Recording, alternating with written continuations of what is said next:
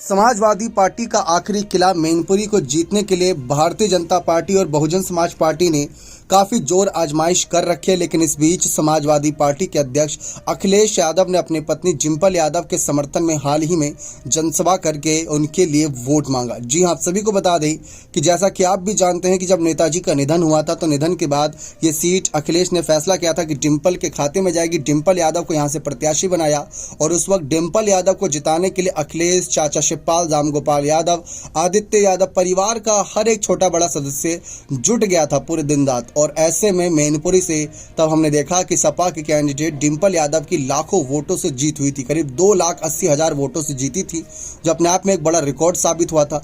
लेकिन इस बार के चुनाव में खास बात यह है कि अखिलेश यादव पूरे उत्तर प्रदेश में यानी कि 80 की 80 सीटों पर अपनी रणनीतियां बना रहे हैं। इंडिया गठबंधन के साथियों के साथ रैलियां, जनसभा, रोड शो कर रहे हैं, तो उनको वक्त कम मिल पा रहा है कि मैनपुरी में कम एक्टिव हैं।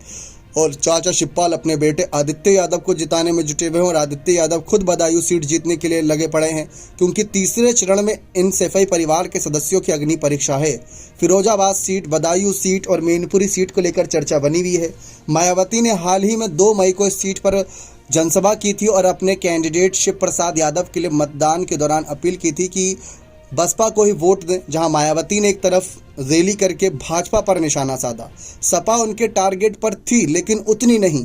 ठीक वैसा ही हमने अखिलेश यादव की तरफ से भी देखा कि अखिलेश यादव ने भी जब जनसभा करी तो उन्होंने ज़्यादा अपने टारगेट पर एनडीए को रखा, भारतीय जनता पार्टी को रखा, क्योंकि उनको पता है कि अब तक उनके जितने भी किले फतेह करे हैं वो बीजेपी नहीं फतेह करे हैं। चाहे आजमगढ़ की बात कर ले, कन्नौज की बात कर ले या फिर बदायूं की बात कर ले, ये तीनों ही किले भारतीय जनता पार्टी के खाते में गए।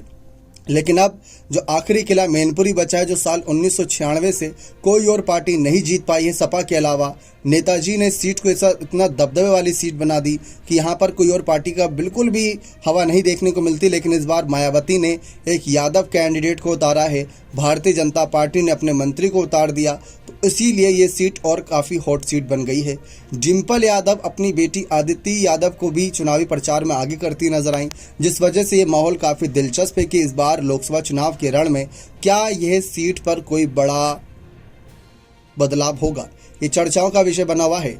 हाल ही में मायावती, उससे पहले बीजेपी के तमाम बड़े मंत्री, मुख्यमंत्री सब यहाँ पर जनसभा कर रहे हैं, रैलियां कर रहे हैं, तो हर किसी का निशाना है कि किसी तरीके से सीट को जीता जाए। 7 मई को वोटिंग होनी है सीट पर, यानी कि 48 घंटे पहले प्रचार प्रसार का सारा खेल रुक जाएगा।